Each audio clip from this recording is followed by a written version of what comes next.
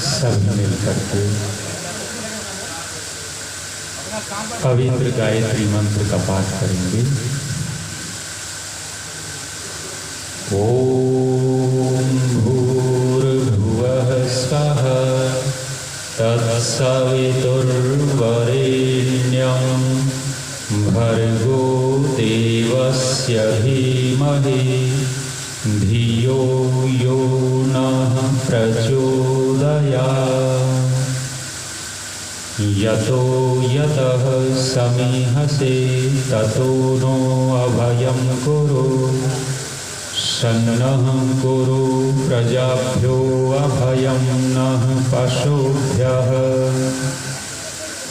ॐ शान्तिः शान्तिः शान्तिः।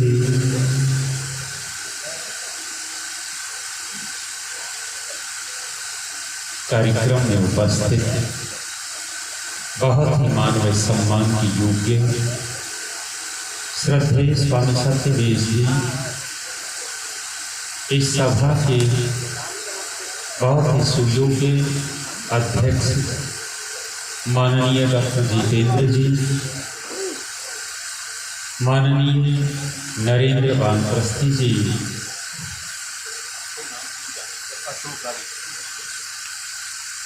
मंच पर उपस्थित माननीय अशोक आर्य जी, आर्य समाज की बहुत ही सुयोग्य भजनों प्रेषिका, अपनी प्रतिभा की धनी, आर्य समाज के प्रति एक विशेष लगाव रखने वाली मान्य कुमारी अंजलि आर्य जी, आर्य समाज के बहुत ही सुयोग्य भजनों प्रेषक माननीय पंडित भानु प्रकाश जी शास्त्री, माननीय पंडित भूपेंद्र जी, अन्य सभी गणमान्य महानुभाव, मातृशक्ति धर्म प्रेमी सज्जनों, महाभारत के अंदर यक्ष और युधिष्ठिर का संवाद हुआ था। यक्ष ने युधिष्ठिर से लगभग 122 प्रश्न पूछे थे और वे 122 प्रश्न जितने प्रासंगिक उस समय थे उतने ही प्रासंगिक आज वर्तमान में भी हैं। यक्ष पूछते हैं युधिष्ठिर से कि युधिष्ठिर तुम बताओ विदेश में मित्र कौन होता है। युधिष्ठिर कहते हैं कि यक्ष विदेश में मित्र विद्या होती है, प्रतिभा होती है। मरते हुए का मित्र कौन होता है। युधिष्ठिर कहते हैं कि यक्ष मरते हुए का मित्र धर्म है। धर्मी मित्र कौन होता है। युधिष्ठिर ने कह दिया धर्म मित्र भार्या होती है। अचानक प्रश्न बदला और कहने लगे कि युधिष्ठिर मुझे बताओ इस धरती से भारी क्या चीज है। युधिष्ठिर मन ही मन सोचने लग गए कि इस यक्ष को क्या खगोल भूगोल के विषय में नहीं पता और ये मेरे से पूछता है कि धरती से भारी क्या है। मैंने कौन सा धरती का वजन तोल रखा है कि इतनी भारी धरती और इससे भारी दूसरी चीज। लेकिन युधिष्ठिर का मन जैसे पृथ्वी की परिक्रमा करने लग गया हो, धरती को नापना चाहता हो। धरती की परिक्रमा करते करते हस्तिनापुर में युधिष्ठिर का मन पहुंच गया और हस्तिनापुर में माता कुंती की याद आ गई और माता कुंती के पास युधिष्ठिर का मन पहुंच गया। जब माता कुंती की याद आई और मां कुंती के उपकार देखने लगा तो तत्काल उत्तर दे दिया कि यक्ष तुम पूछते हो धरती से भारी क्या, धरती से भारी होती है मां। प्रश्नों की श्रृंखला चलती चली गई और एक साथ अचानक यक्ष ने युधिष्ठिर से 4 प्रश्न पूछ लिए। 4 प्रश्न पूछते हुए कहते हैं कि युधिष्ठिर संसार में कौन मनुष्य मरा हुआ होता है, संसार में कौन सा देश मर जाता है, संसार के अंदर कौन सा दिया हुआ दान मर जाता है और संसार के अंदर कौन सा किया हुआ यज्ञ मर जाता है।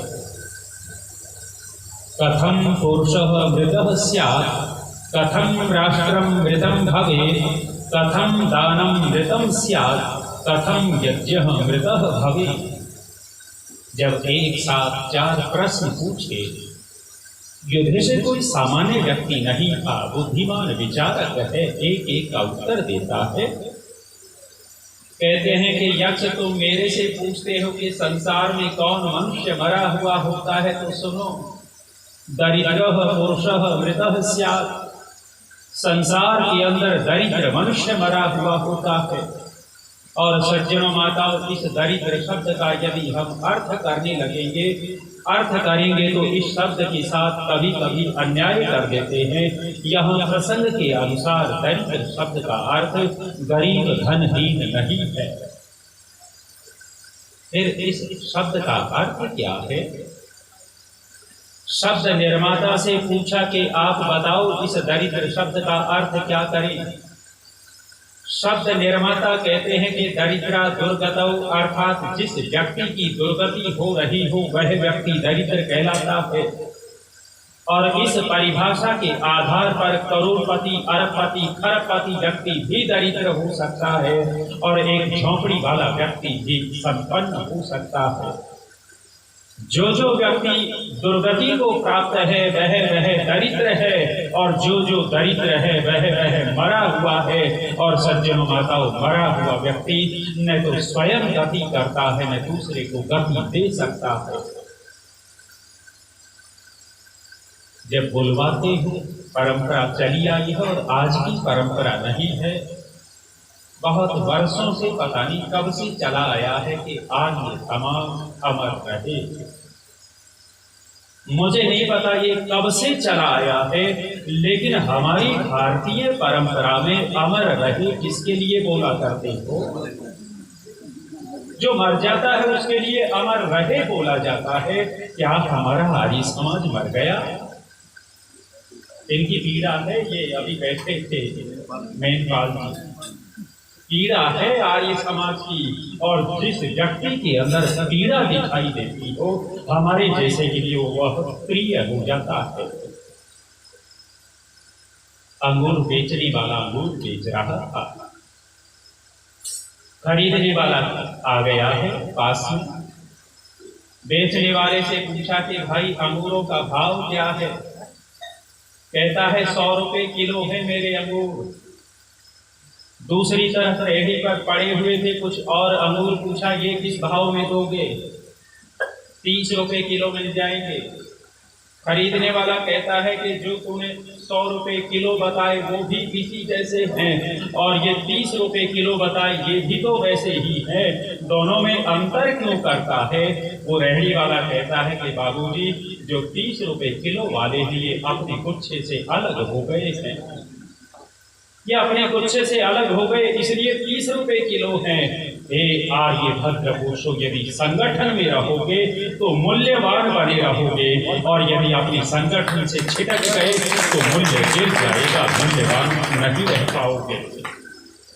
ये क्यों काफी दिखा रहे हैं कि इसमें लिख जाओ अपने अपने नाम, अपने पते, अपने फोन नंबर, और संगठित होकर के इस क्षेत्र में आर्य समाज का काम करने लग जाए। ये पीड़ा बोल रही है इनकी। आर्य समाज अमर रहे, पीड़ा होती है सुनते हुए। और मैं जब कहीं बुलवाता हूँ, मैं नहीं कहलवाता कि अमर रहे।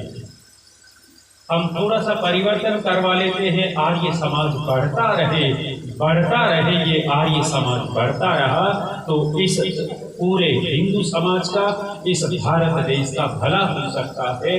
आज चाहे कोई कितना भी इस आर्य समाज का विरोध करता हो, लेकिन इस बड़े से बड़े संगठन के अंदर भी ये विश्वास है कि यदि हम कहीं फंस गए वेद के विषय में, शास्त्र के विषय में, तो कोई उत्तर देने वाला होगा तो केवल और केवल आर्य समाज का विद्वान ही इन लोगों को उत्तर दे सकता है। इन बड़े बड़े संगठन वालों के पास उत्तर देने वाला भी कोई नहीं है। जो बड़ा संगठन आरएसएस चल रहा उसकी ओर संकेत कर रहा है। दरिद्रः पुरुषः मृतः स्यात्। संसार के अंदर दरिद्र मनुष्य मरा हुआ होता है, और जिसकी दुर्गति हो रही हो वह व्यक्ति दरिद्र होता है। एक विदेशी महिला आई थी हमारे देश में। विदेशी महिला आई तो वो विदेशी महिला कोई गरीब नहीं थी, पैसा बहुत था, करोड़ों करोड़ों करोड़ों डॉलरों की मालकिन थी। और हमारे देश के अंदर आई थी, कोई यात्री विमान में बैठ करके नहीं आई, अपना स्पेशल जेट विमान लेकर के आई थी। उस महिला का जहाज हमारे देश की धरती पर उतर गया था, लेकिन वो महिला नहीं उतर पा रही थी। उस महिला को ट्रेन से उठा करके उतारा गया था। ऐसा क्यों? क्योंकि उस महिला के शरीर के अंदर लगभग 350 किलो से 400 किलो वजन था। 350-400 किलो वजन जिसके शरीर के अंदर हो, वो करोड़पति अरबपति क्यों न हो, चल नहीं पाती थी। उसकी भी इच्छा होती थी कि मैं भी मॉल में जाकर के शॉपिंग कर लूं, मैं भी कहीं बाग उद्यान में जाकर के टहलना घूमना कर लूं, मैं भी अपनी रिश्तेदारी में चली जाऊं।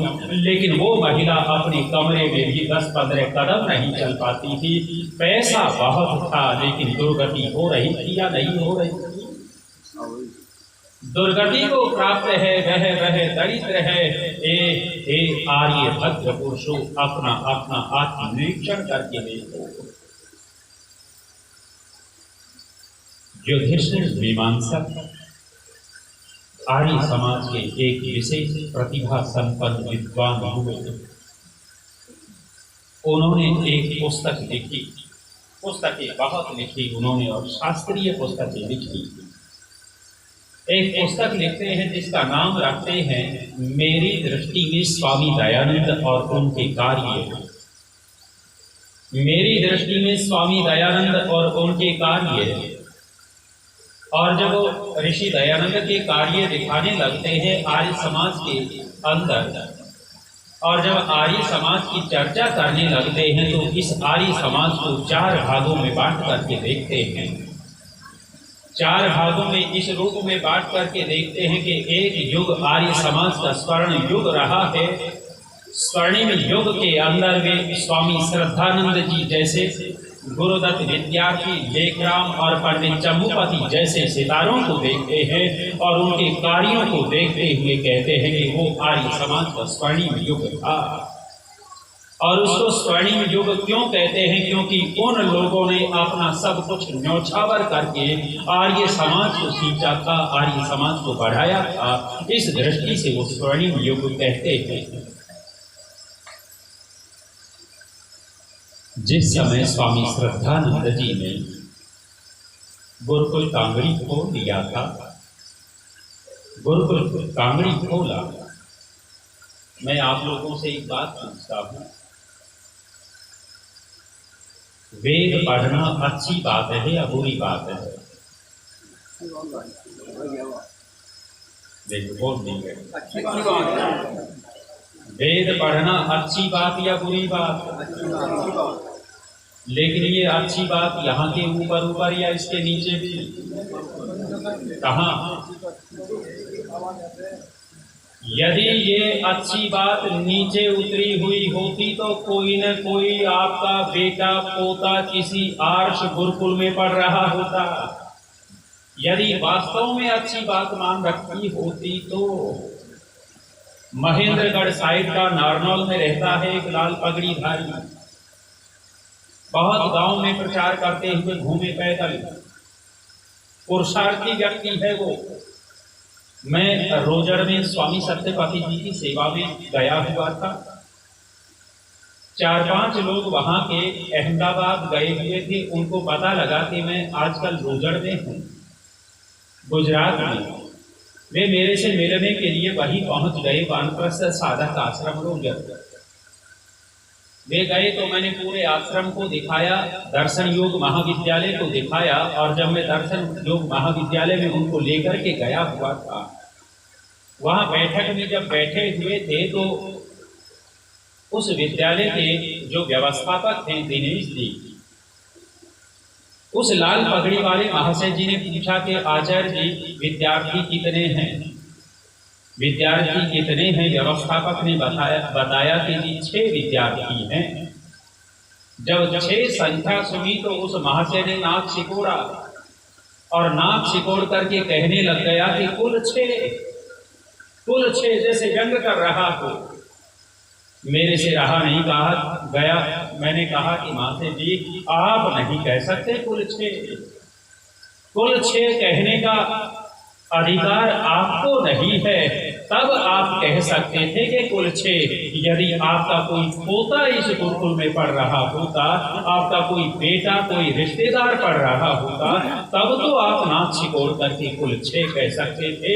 लेकिन अपने बेटे पोते को तो वहाँ बड़े बड़े स्कूलों में, और जो निकम्मा हो किसी का उसको गुरुकुल में फेंक करके आ जाओ।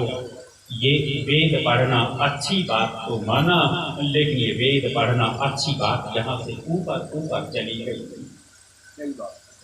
स्वामी श्रद्धानंद जी ने गुरुकुल कांगड़ी की स्थापना की और गुरुकुल कांगड़ी को खोलने के बाद सबसे पहले स्वामी श्रद्धानंद जी ने अपने 2 लड़कों को गुरुकुल में स्थापित किया था, प्रवेश दिया था। बाद में दूसरे के बच्चों को लाकर पढ़ाना आरंभ किया।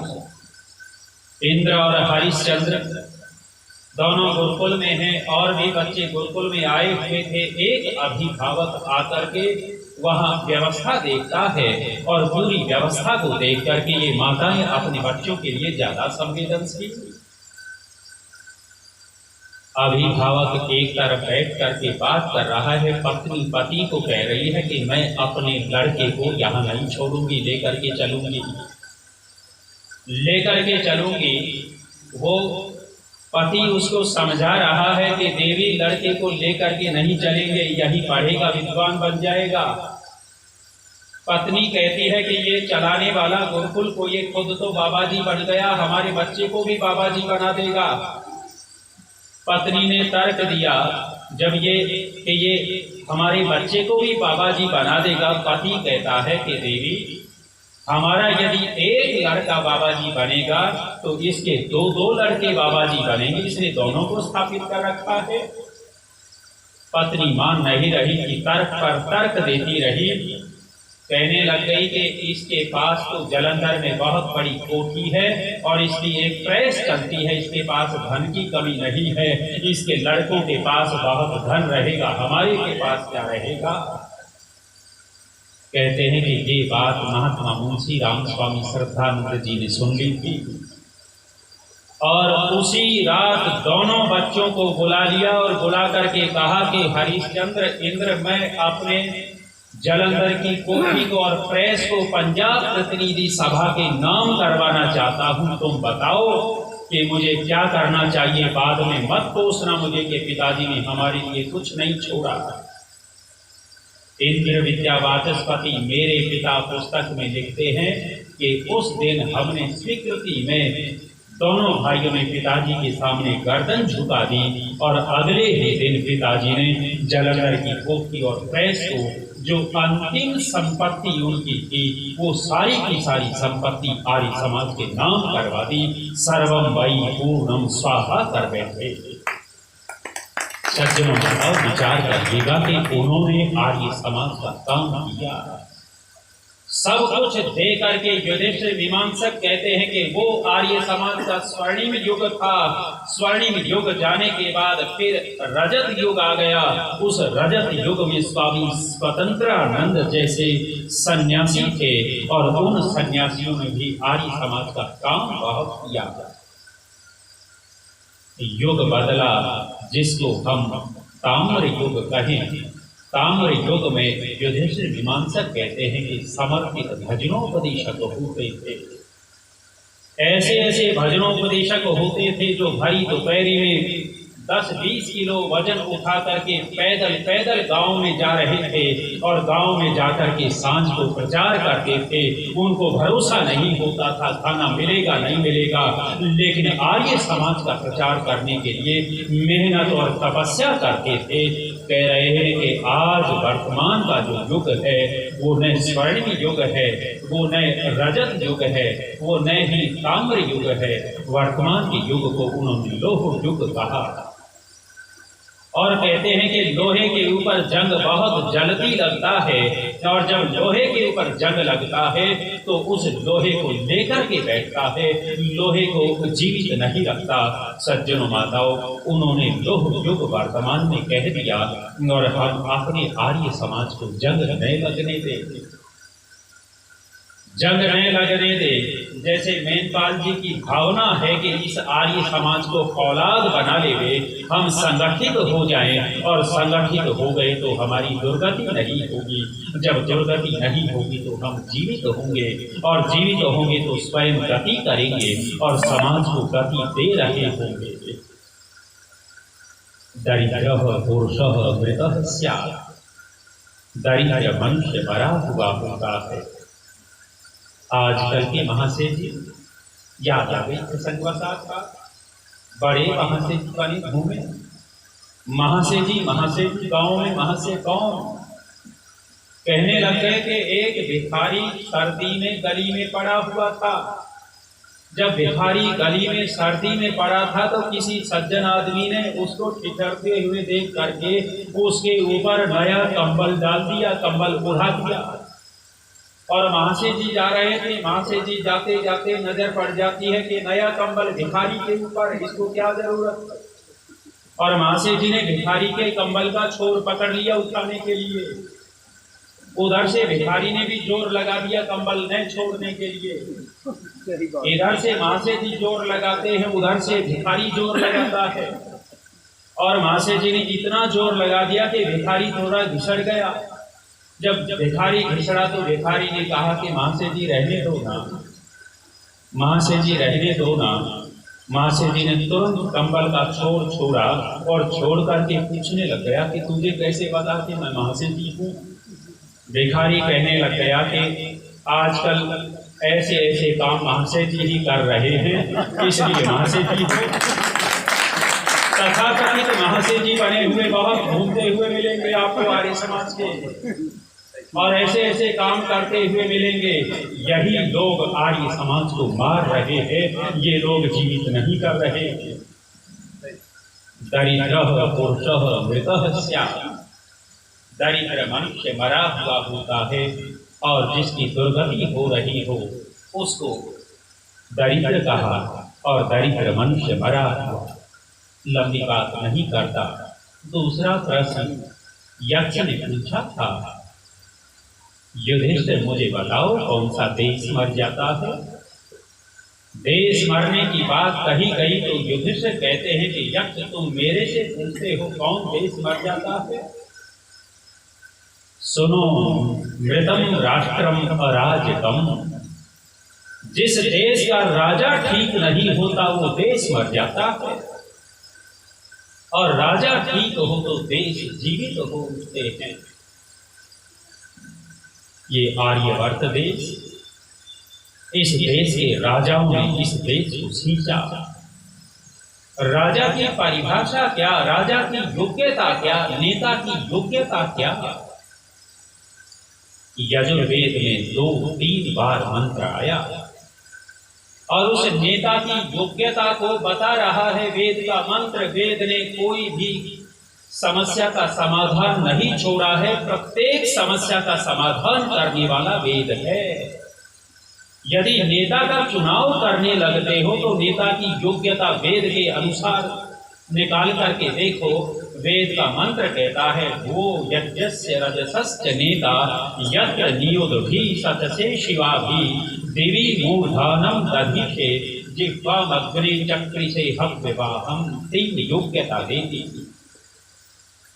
भुवो यज्ञस्य रजसश्च नेता हो सकता है, भुवः हो सकता है, कौन क्या हो सकता है नेता। नेता किसका, यज्ञस्य रजसश्च, यज्ञ का मुखिया और संसार का मुखिया हो सकता है।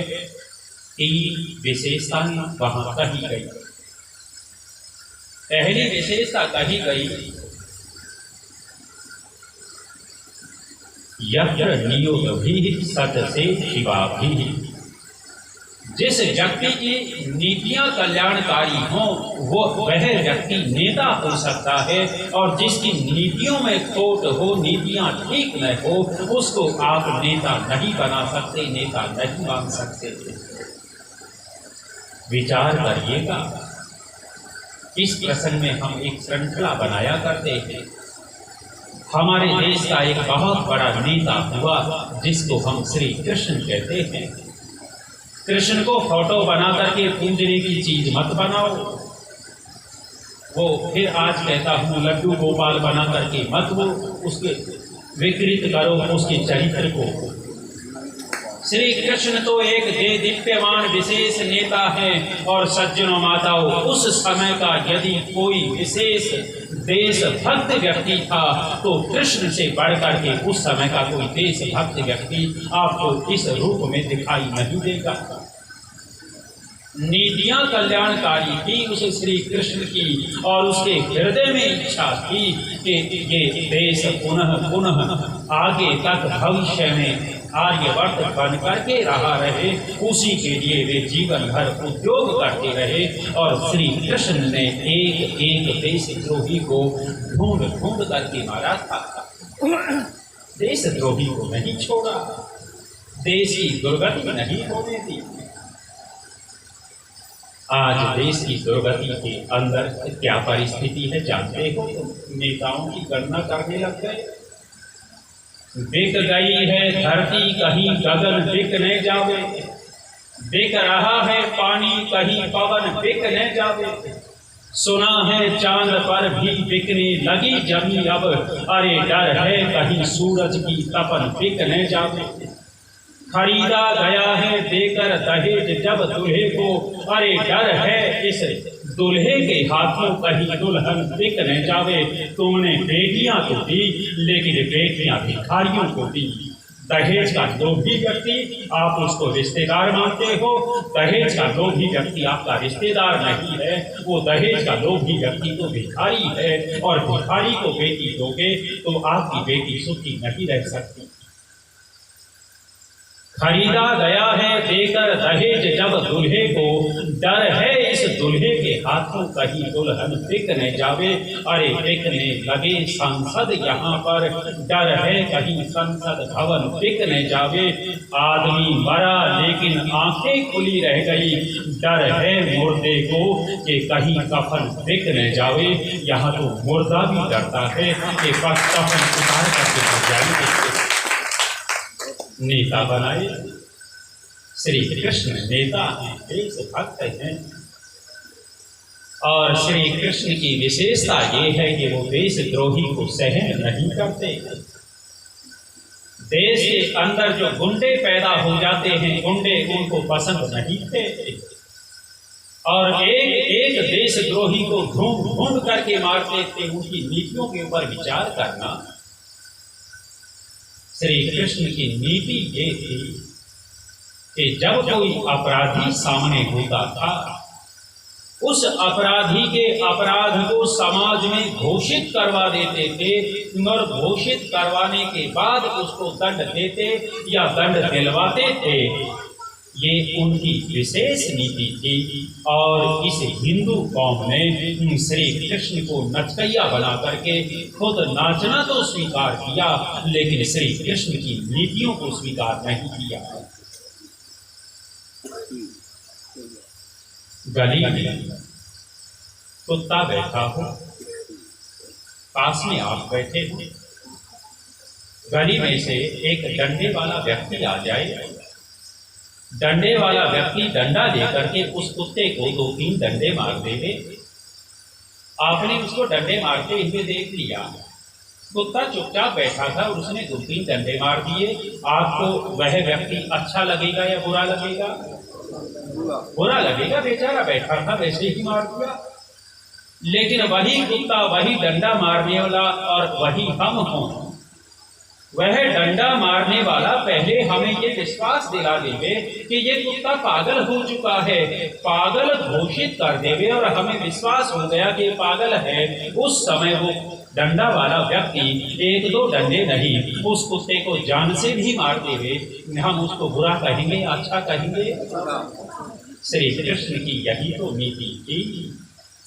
दुष्ट को दुष्ट घोषित करके दंड देते थे। कब तक यही सहन करेगा शरारते श्रृगाल की, कहीं न कहीं तो हद होती है कुचक्र और कुचाल की। चक्र सुदर्शन लेना होगा अब तो हाथों में केशव को, लगभग पूरी होने को है 100 गाली शिशुपाल की। शिशुपाल गालियों पर गालियां देता जा रहा था और श्री कृष्ण चुपचाप सुन रहे हैं। दूसरे लोग उत्तेजित हो जाते हैं, बलराम उत्तेजित हो गए। श्री कृष्ण बलराम को बैठाते हैं, पितामह भीष्म भी उत्तेजित हैं। दूसरे लोग उस शिशुपाल को डांटते हैं, लेकिन श्री कृष्ण बैठा रहे हैं। और जब शिशुपाल गालियां दे रहा था तो 2-4 राजा शिशुपाल के पीछे खड़े हो गए इमादी बन करके। शिशुपाल ठीक कहता है, 2-4 राजा उसकी पीठ के पीछे खड़े हो गए। जब गालियां पूरी हुई हैं, श्री कृष्ण खड़े हो गए, बीच में नहीं रोका टोका, खड़े हो गए और खड़े होकर की सभा में राजाओं को संबोधित करते हुए कहने लग गए, सुनो राजाओं, ये शिशुपाल नाते में मेरा भाई लगता है, बुआ का लड़का है, लेकिन तुम इसकी करतूत देख रहे हो कि भरी सभा में क्या क्या इसने बोला है। और शिशुपाल के एक एक दोष को सभी राजाओं के सामने रख दिया। जब दोष राजाओं के सामने शिशुपाल के आ गए, जो 2-4 राजा शिशुपाल के पीछे खड़े थे वे भी उसका साथ छोड़ करके अपने आसन पर जा बैठे। और श्री कृष्ण महसूस करते हैं कि अब सभी लोग शिशुपाल के दोष को स्वीकार कर चुके हैं। उस समय सुदर्शन चक्र लेकर के शिशुपाल की गर्दन काट करके फेंक दी। दुनिया में श्री कृष्ण को कोई गलत कहने वाला नहीं मिलेगा। ये श्री कृष्ण की नीति रही है कि गलत को गलत घोषित करते थे और तब दंड देते और दिलवाते थे। ऐ हिंदू कौम, तूने ये नहीं किया, उस महापुरुष से प्रेरणा नहीं ली है, उसको तो नचकैया बना दिया है। आप देखेंगे गांव के नदी, नहर, तालाब में लड़कियां स्नान कर रही हों, कपड़े एक तरफ रख रखे हों लड़कियों ने, और कोई भी निर्लज लड़का उन लड़कियों के कपड़े उठा ले, और लड़कियां कपड़े मांगे और वो ढीठ लड़का कपड़े देवे नहीं। गांव वालों को पता लग जाए, पता लगने के बाद गांव वाले उस लड़के के गले में जूतों की माला डालेंगे या फूलों की माला डालेंगे? जूतों की माला डालेंगे। क्यों? क्योंकि कर्म कौन सा है? कर्म नीच कर्म है, गंदा कर्म है, इसलिए जूतों की माला का चयन किया। और ये नीच कर्म, ये गंदा कर्म किसके साथ जोड़ दिया? ये नीच कर्म, गंदा काम श्री कृष्ण के साथ जोड़ दिया। ये बदनाम किया हमारे श्री कृष्ण को। और बदनाम किसने किया? आज फिर बोलता हूँ, ऐ हिंदू कौम, तूने स्वयं ही अपने महापुरुषों को बदनाम किया है। और जब तू स्वयं अपने महापुरुषों को बदनाम करेगी और अपने उत्थान का भी सोचती है कि मैं उभर जाऊंगी, सज्जनों माताओं, पतन होता है। औरंगजेब श्री कृष्ण की नीति का अनुसरण कर गया। औरंगजेब ने श्री कृष्ण की नीति का अनुसरण कर लिया। वो भान गया कि श्री कृष्ण की नीति ये है, और अपने स्वार्थ की पूर्ति के लिए औरंगजेब ने नीति का प्रयोग कर लिया। श्री कृष्ण वाली पुस्तक पढ़िएगा, हमने बहुत पुस्तकें पढ़ी, आनंद आता है पुस्तकें पढ़ने में। पुस्तक का नाम काफिर, काफिर नाम की पुस्तक पढ़िएगा। ऐतिहासिक तथ्यों को लेकर के उपन्यास रूप में लिखी गई है। उस काफिर पुस्तक में लेखक कहता है, सैय्यह सुनामी उनके लेखक हैं।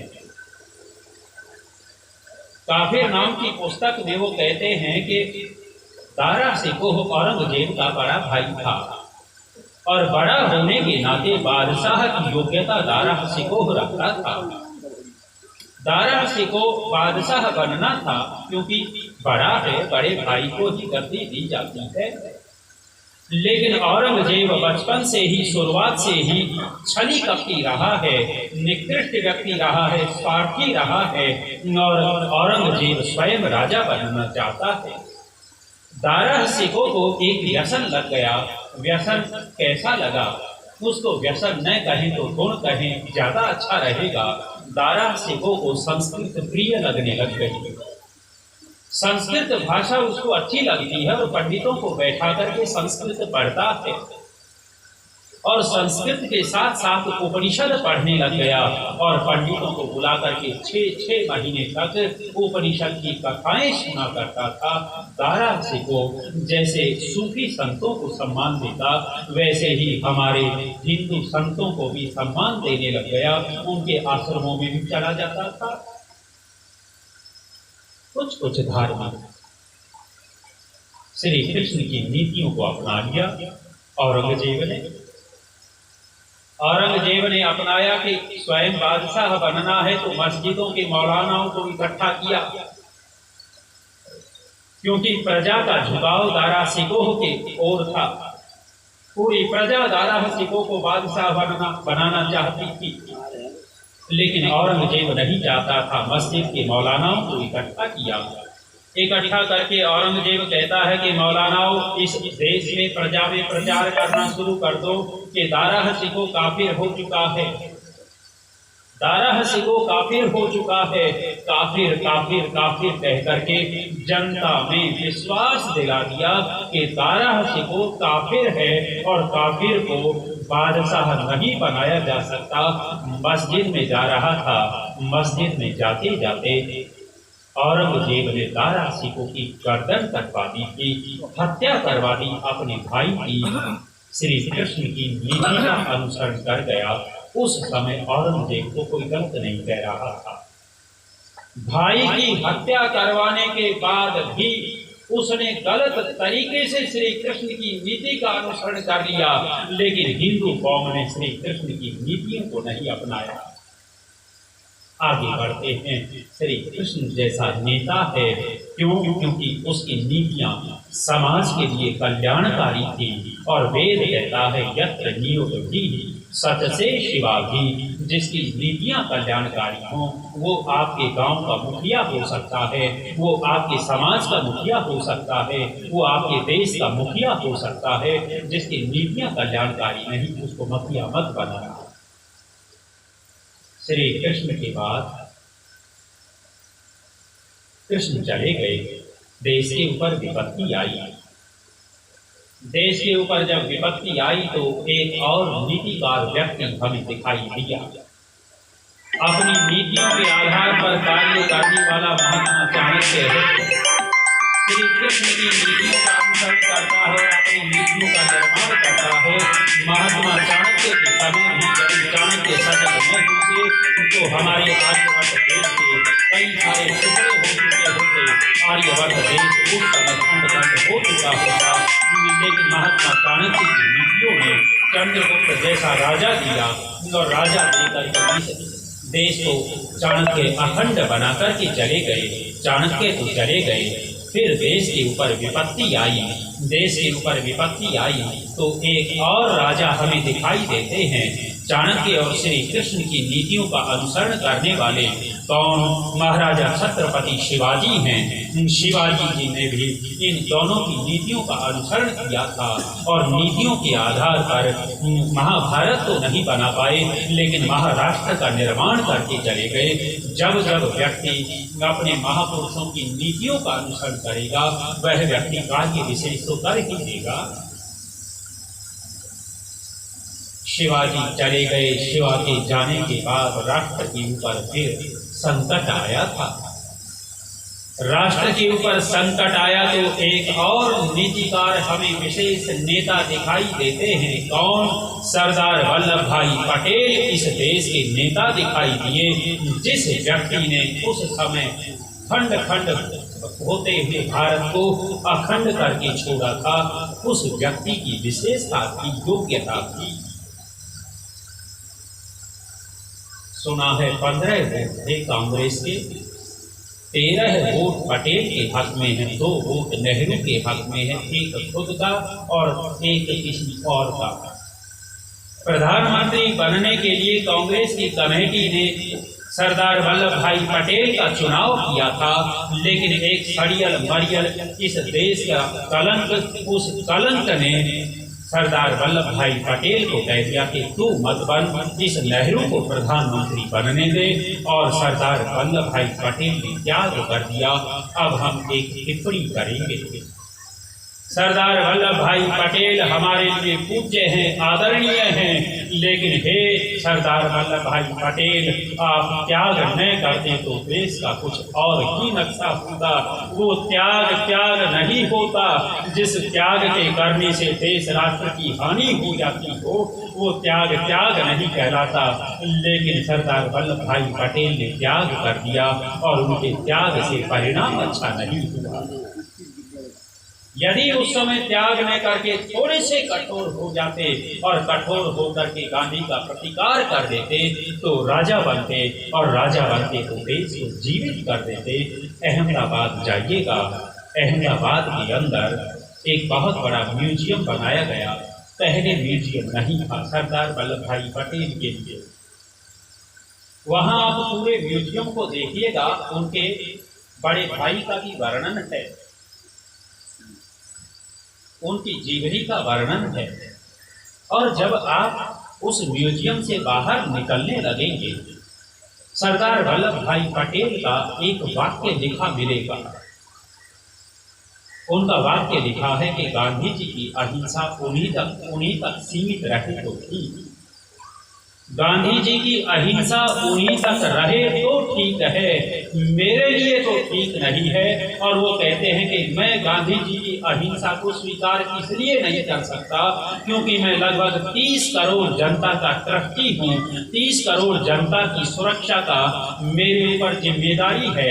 मैं गांधी की अहिंसा को कैसे अपना लूँ? वो भी कहीं न कहीं गांधी जी की अहिंसा को गलत मानते थे, लेकिन खुल करके सामने नहीं आ रहे थे। ये जो भी कमजोरी रही हो, सरदार वल्लभ भाई पटेल हैं नीतियों का अनुसरण करने वाले, और जो नीतियों का अनुसरण करता है सज्जनों माताओं देश को जीवित कर देता है, और जो लोग नीतियों का अनुसरण नहीं करते देश को मार देते हैं। देश कब मरता है? युधिष्ठिर ने उत्तर दिया, मृतम राष्ट्रम अराजकम। जिस देश का राजा ठीक नहीं होता वो देश मर जाता है। सरदार वल्लभ भाई पटेल चले गए। पटेल के जाने के बाद फिर देश के ऊपर विपत्ति आई। विपत्ति आई तो हमने एक और फिर देशभक्त राजा को देखा, जिस राजा का नाम लेते हुए हमारे हृदय के अंदर उसके प्रति श्रद्धा पैदा होती है। वो राजा कौन है? वो राजा लाल बहादुर शास्त्री है। लाल बहादुर शास्त्री के सामने भी देश की परिस्थितियां बहुत अच्छी नहीं थी, लेकिन शास्त्री जी के अंदर देश बसता था, शास्त्री जी के अंदर प्रजा का कल्याण बसता था। इसलिए शास्त्री जी देश के लिए काम करते रहे, देश के लिए काम करते रहे तो उस व्यक्ति ने भी देश को जीवित कर दिया। अब हम फिर श्रृंखला की ओर लौटते हैं और फिर बढ़ते हैं आगे। आप किसी के भी समर्थक हों, लेकिन अंदर अंदर तो महसूस आज आप भी करते होंगे।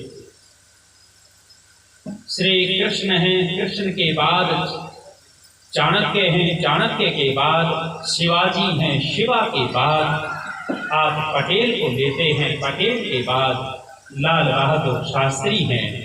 और हे भारत के लोगों, यदि इसी श्रृंखला में आज वर्तमान में किसी का नाम आप लेते हो तो आप अपने इस उत्तर प्रदेश के राजा आदित्यनाथ योगी का नाम ले सकते हो, क्योंकि ये भी उन्हीं की लाइन पर कुछ कुछ चलते दिखाई देते हैं।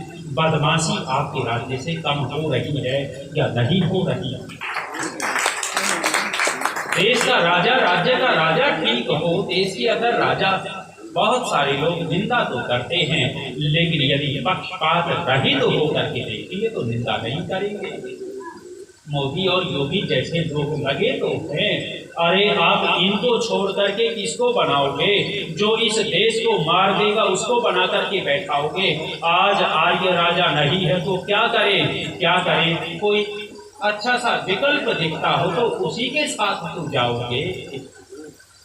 कौन सा देश मर जाता है? जिस देश का राजा ठीक नहीं होता वो देश मर जाता है। और राजा का लक्षण लिखा यत्र नियोग भी सतते शिवा भी। दूसरा लक्षण लिखा दिवी मूर्धानम दधीशे। राजा वो होता है, मुखिया वो हो सकता है, दिवी द्युलोक में मूर्धानम जिसकी गर्दन हो, अर्थात प्रकाश में जिसकी गर्दन हो, अर्थात जो सीना उठा करके सिर उठा करके चलता हो, अर्थात जो चरित्रवान हो उसको राजा बना सकते हो। चरित्रहीन व्यक्ति को राजा बनाओगे, चरित्रहीन व्यक्ति देश को मार देगा।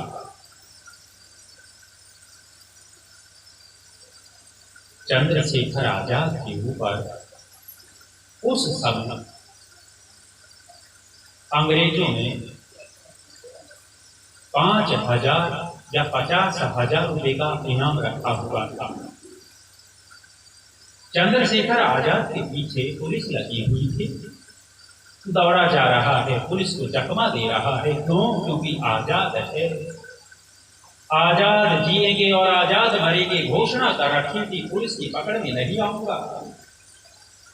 चकमा दे करके एक झोपड़ी में घुस गए। झोपड़ी में बूढ़ी माँ थी। बूढ़ी माँ के सामने जाकर के कहता है कि माँ मेरी रक्षा कर, मेरे पीछे पुलिस लगी हुई है। बूढ़ी माँ ने कहा कि अरे है तू कौन? उसने कहा कि माँ मैं चंद्रशेखर आजाद हूँ। जब उस बूढ़ी माँ ने नाम सुना तो बूढ़ी माँ के चेहरे के ऊपर गर्व के भाव उभर गए, देशभक्ति के भाव उभरे और कहा कि शेखर मेरे इस घर में तू सुरक्षित है, तुझे पुलिस ने ढूंढ पाएगी। उस बूढ़ी माँ ने चंद्रशेखर आजाद को अपने घर में छिपा दिया। पुलिस ढूंढने आई है, जब ढूंढने आई मिला नहीं चंद्रशेखर आजाद। पुलिस चली गई। कुछ देर बाद उस गरीब की कुटिया में, गरीब के घर में नौजवान लड़की दिखाई दी। अकेली गुड़िया है और नौजवान लड़की युवती वहां हो। अकेला चंद्रशेखर आजाद है। यदि आज का आजाद होता तो उस लड़की को देख करके अपने कौन से भाव प्रकट करता? अकेली असमर्थ गुड़िया है, नौजवान लड़की है, अकेला है, सांझ हो गई है, रात्रि होने वाली है। चंद्रशेखर आजाद के हृदय में देवी मूर्धानम दधी से जिसका चरित्र ठीक हो, अरे वो हमारा मुखिया हो सकता है। चंद्रशेखर आजाद कहता है माँ ये बहन कौन है? बहन से संबोधित किया। पूरी माँ कहती है कि आजाद ये मेरी बेटी है। बेटी की अवस्था को देख करके चंद्रशेखर आजाद पूछते हैं कि माँ बहन का विवाह नहीं किया? विवाह नहीं किया। पूरी माता के चेहरे के ऊपर रुआंसी आ गई, रोने जैसा चेहरा हुआ और कहने लग गई कि शेखर मैं गरीब बहुत हूँ, मैं अपनी बेटी का विवाह नहीं कर सकती। गरीबी इतनी है कि मैं अपनी बेटी का विवाह नहीं कर पा रही हूँ। चंद्रशेखर आजाद आगे बढ़ गया और आगे बढ़ करके उस माँ के हाथ में अपना हाथ लेकर के कहता है कि मेरी माँ मेरा हाथ पकड़ और मुझे पुलिस थाने ले जा करके पुलिस के हवाले कर दे। तुझे 50,000 रुपये मिलेंगे और मेरी बहन का विवाह बहुत अच्छे से हो जाएगा। पूरी माँ के चेहरे के ऊपर जैसे अचानक क्रोध उभर गया। लाल लाल आंखें करके कहती है कि शेखर क्या तू मुझे गद्दार समझता है? अरे तेरे जैसे देशभक्त हीरे को मैं पुलिस के हवाले करूंगी, तुझे नहीं कर सकती। लेकिन चंद्रशेखर आजाद के हृदय में पीड़ा होती। बूढ़ी माँ कहने लग गई कि शेखर आज की रात यहीं बिता ले, भोजन कर और सो जा। भोजन किया है, चारपाई के ऊपर लेट गए। चंद्रशेखर आजाद को नींद नहीं आ रही थी। कहते हैं कि छोटा सा पत्र लिख दिया और रात में ही चंद्रशेखर आजाद उस घर को छोड़ करके निकल गए। सवेरा हुआ, बूढ़ी माँ ने चंद्रशेखर को आवाज लगाई कि शेखर खड़ा हो गया, सुबह हो गई है। आवाज नहीं आई। माँ पास में गई, बिस्तरा देखा तो 5,000 रुपये वहां पड़े हुए थे। चंद्रशेखर आजाद ने जो अपनी पार्टी के लिए, अपने क्रांतिकारियों के लिए इकट्ठा कर रखे थे, कहते हैं कि वो 5,000 रुपये छोड़ करके चला गया और पत्र में लिखा हुआ था, मेरी माँ मेरी बहन की शादी कर देना, और जब कभी फिर मिलने का अवसर मिला तो मैं आकर के अपनी बहन से राखी भी बनवाऊंगा। सज्जनों माताओं, उन लोगों का चरित्र कैसा था, विचार करके देखिए। चरित्रहीनों को राजा बना दिया, और जब चरित्रहीन राजा बनता है, देश को जीवित नहीं रख सकता, देश को मारने वाले लोग होते हैं। लंबी बात नहीं कर रहा हूँ, पीछे हटने को हूँ। कौन सा देश मर जाता है? जिस देश का राजा ठीक नहीं होता, वो देश मर जाता है। तीसरी बात वेद के मंत्र में कही थी राजा के लिए, जिह्वामग्रे चक्रे से हव्यवाहम्। जिसकी जिह्वा, जिसकी वाणी संगठन को एक करने वाली हो, संगठन को तोड़ने वाली न हो, वो नेता हो सकता है। जो संगठन को तोड़ने वाला हो, उसको कभी नेता मत समझिएगा। वह व्यक्ति उस समाज का बहुत बड़ा कंटक है, समाज को नष्ट करने वाला है। और आज वर्तमान के नेता, जाट नेता आया तो जाटों को भर करके चला गया, कोई ब्राह्मण नेता आया तो ब्राह्मणों को भर करके चला गया, कोई दलित नेता आया तो दलितों को भर करके चला गया। ये नेता समाज को जोड़ने वाले हैं या तोड़ने वाले? यदि समुदाय को इकट्ठा करने की बात करते हैं, उनकी जबान, उनकी वाणी समाज को इकट्ठा करने के लिए निकलती है, तो वेद की दृष्टि में नेता है, अन्यथा नेता नहीं हो सकता। जिसके अंदर 3 योग्यताएं हों, वह इस देश को जीवित कर सकता है, अन्यथा युधिष्ठिर की दृष्टि में देश मर जाता है। तीसरा प्रश्न पूछा था, युधिष्ठिर मुझे बताओ, कौन सा दिया हुआ दान मर जाता है? युधिष्ठिर उत्तर देते हुए कहते हैं कि यक्ष मृतम दानम अश्रोत्रियम। कहते हैं कि अश्रोत्रिय को दिया हुआ दान मर जाता है। तात्पर्य ये है कि वेद के विपरीत कार्य हो रहा हो, वेद के विपरीत कोई व्यक्ति हो, वेद के विपरीत कोई संस्था हो, वहां दिया गया दान मर जाता है। मैं आपसे पूछता हूं कि ये जो घटायन वाले लोगों ने, आर्य समाज के व्यक्तियों ने यहाँ कार्यक्रम रख रखा है, ये कार्यक्रम वेद के विपरीत है या वेद के अनुकूल? वेद के अनुकूल है। युधिष्ठिर कहते हैं कि वेद के अनुकूल काम में दान दिया जाए तो वो दान जीवित होता है। यहाँ जो काम चल रहा है, 3 दिन इन्होंने लगा दिए, कुछ तो खर्चा होगा। बिना खर्चे ऐसे कार्यक्रम नहीं संपन्न होते। और यदि कार्यकर्ताओं का आप उत्साहवर्धन कर देते हैं, इनको अर्थ से निश्चिंत कर देते हैं, इनका उत्साह बढ़ेगा और आगे आगे इस प्रकार के आर्य समाज के अधिक से अधिक ये कार्य करेंगे। लेकिन दान तो देंगे, कहाँ दान देंगे? दुनिया के अंदर सबसे अधिक दान देने वाली कौम ईसाई कौम है। यदि आप रुपयों की दृष्टि से दान का आंकड़ा निकालेंगे तो ईसाई कौम सबसे ज्यादा दान देती है। लेकिन ईसाई कौम दान देती है तो कहाँ दान देती है? अपनी ईसाई मिशनरी को मजबूत बनाने के लिए दान देती है, या अपनी ईसाई मिशनरी को कमजोर करने के लिए दान देती है? कहाँ? दूसरे नंबर पर इस्लाम वाले दान देते हैं। ये मत समझना कि आपके गांव में और आपके पड़ोस में बहुत गरीब है और ये दान नहीं देता होगा। इस तरह से मस्जिदों में पाठ पढ़ाया जाता है कि एक रिक्शा चलाने वाला व्यक्ति भी अपने पैसे की लेकर के मस्जिद में सहयोग करेगा ही करेगा। वो अपने इस्लाम की जड़ों को मजबूत करने के लिए दान देते हैं और कहीं भी उनका दान में सहयोग नहीं मिलेगा। बड़े बड़े देश के अंदर आपदाएं आई। उत्तराखंड के अंदर बहुत बड़ा वो बाढ़ आई थी, बादल फटे थे, लाखों लाखों लोग मरे थे। आपको कोई सूची मिली हो कि किसी मुस्लिम पूंजीपति ने कोई सहयोग किया हो? अभी कोरोना काल चला और देश के बड़े बड़े पूंजीपतियों ने सरकार को दान दिया। आपने कोई सूची पढ़ी कि किसी मुसलमान ने दान दिया हो? नेपाल के अंदर बहुत बड़ा भूकंप आया था, चमोली में भूकंप आया था, राहत आपदाएं चली थी और वे लोग सहयोग के अंदर कूद पड़े थे, लेकिन किसी मुसलमान का नाम देखा कि उन्होंने सहयोग किया हो? ये कभी कहीं सहयोग नहीं करते, लेकिन अपने इस्लाम को मजबूत करने के लिए दान देते हैं। तीसरे नंबर पर हिंदू कौम दान देती है, और ये हिंदू कौम जब दान देती है तो अपनी जड़ों को मजबूत करने के लिए दान देती है या अपनी जड़ें कटवाने के लिए दान देती है? अजमेर में चले जाइए, मोइनुद्दीन चिश्ती की दरगाह है और उस दरगाह पर लगभग 40% हिंदू जाता है। 40% हिंदू जा रहा है और वहां डेग रखे हुए बड़ी बड़ी कढ़ाइयां, उसमें जेवर निकाल करके डाल करके आती हैं महिलाएं, अपने कंगन निकाल करके डाल करके आ गई, पैसे डाल करके आ गए, और वो जो 40% हिंदू का पैसा उस दरगाह में गया है, वो पैसा इस हिंदू की जड़ को मजबूत करने में या काटने में प्रयोग होगा? दान दिया, लेकिन बिना सोचे समझे दान दिया।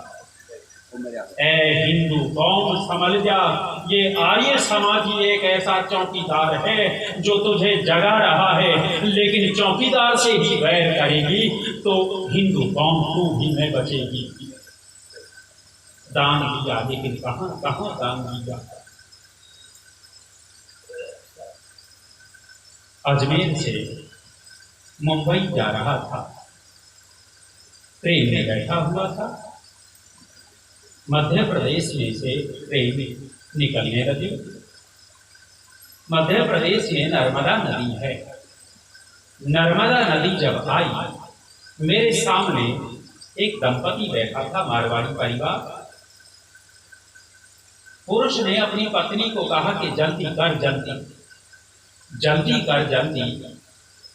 मैंने ये बातें सुना, मैंने कहा बात क्या होगी, इतना जल्दी जल्दी हड़बड़ाहट में आ गई। महिला ने जल्दी जल्दी में अपने बैग में हाथ डाला, 7-8 सिक्के निकाले और सिक्के निकाल करके नर्मदा नदी का छोर आ गया था।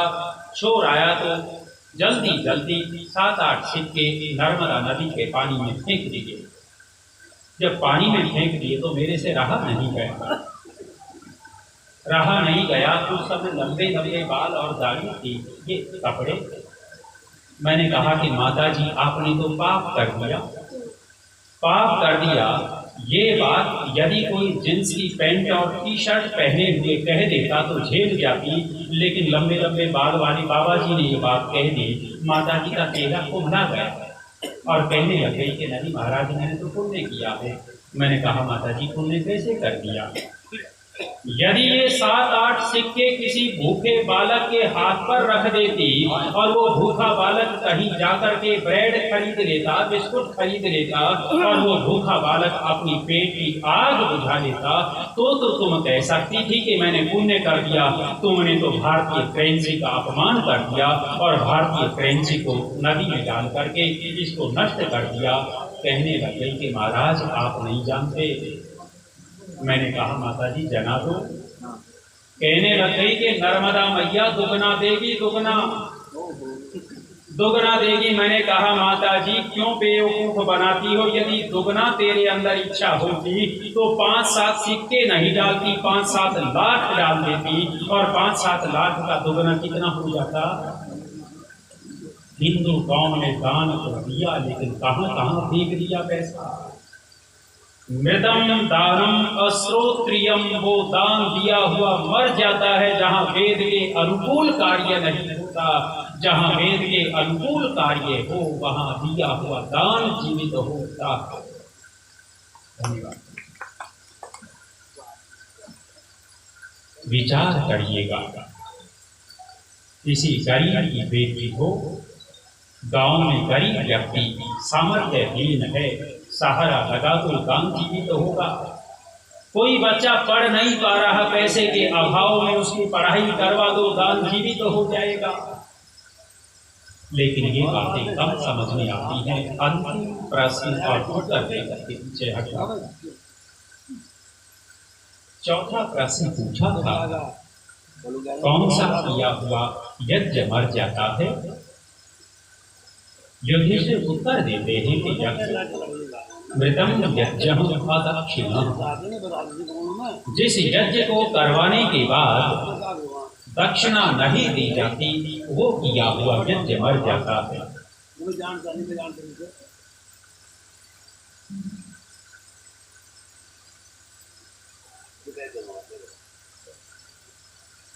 जिस यज्ञ को करवाने के बाद दक्षिणा नहीं दी जाती वही यज्ञ मर जाता है। और सज्जनों माताओं, एक और सभा शेष बची हुई है। उस समय भी कुछ न कुछ बोल करके हम तो चले जाएंगे, लेकिन इस प्रसंग में मैं आपसे निवेदन करता हूँ। प्रातःकाल यज्ञ होता है, जो यजमान बनता है वो दक्षिणा देता है। उन्होंने तो अपना ये अग्निहोत्र रूपी यज्ञ करना जीवित कर दिया, और ये जो यज्ञ चल रहा, कार्यक्रम रूपी सत्संग रूपी यज्ञ चल रहा है, और इस सत्संग रूपी यज्ञ का ब्रह्मा में अपने आप को मान बैठे। इस सत्संग रूपी यज्ञ का ब्रह्मा मैंने अपने आप को मान लिया, ऐसा ऐसा महसूस करता हूँ आपकी भावना को देख करके। और आप इस यज्ञ रूपी सत्संग को जीवित रखना चाहते हो या नहीं चाहते? चाहते हो या नहीं चाहते? और यज्ञ जीवित कब रहता है? जब दक्षिणा दी जाती है तब यज्ञ जीवित रहता है। अब मैं आपसे दक्षिणा मांगूं, क्या आप दक्षिणा देंगे? दक्षिणा देंगे? देंगे। सज्जनों माताओं, रुपए पैसे तो आते जाते रहते हैं। हे आर्य भद्र पुरुषों, झोली फैला करके मांग रहा हूँ, इस आर्य समाज के लिए कम से कम 24 घंटे में से रोजाना 1 घंटा दे दो।